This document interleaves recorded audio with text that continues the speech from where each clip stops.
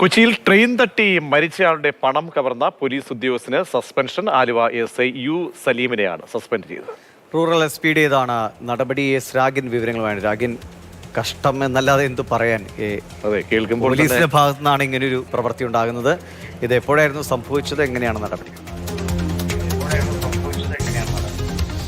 സേനയ്ക്കാകെ നാണക്കേടാകുന്ന നടപടിയാണ് ആലുവ സ്റ്റേഷനിലെ ഈ ഉദ്യോഗസ്ഥന്റെ ഭാഗത്തു നിന്ന് ഉണ്ടായിരിക്കുന്നത്. കഴിഞ്ഞ 19-നാണ് അവിടെ ട്രെയിൻ തട്ടി ഒരു ഇതര സംസ്ഥാനക്കാരൻ മരിക്കുന്നത്.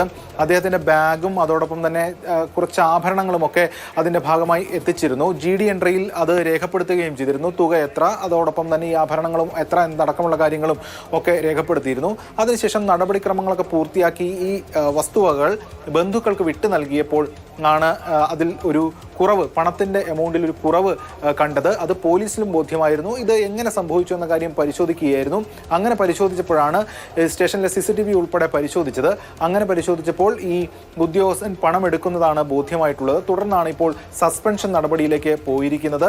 ഏകദേശം 3000-ഓളം രൂപയുടെ കുറവ് ഇതിലുണ്ടായിരുന്നു. അതായത് 3000 രൂപ ഈ ഉദ്യോഗസ്ഥൻ എടുത്തു എന്നതാണ് വ്യക്തമാകുന്നത്. ASI യു സലീമിനെതിരെയാണ് ഇപ്പോൾ പോലീസ് നടപടി വന്നിരിക്കുന്നത്.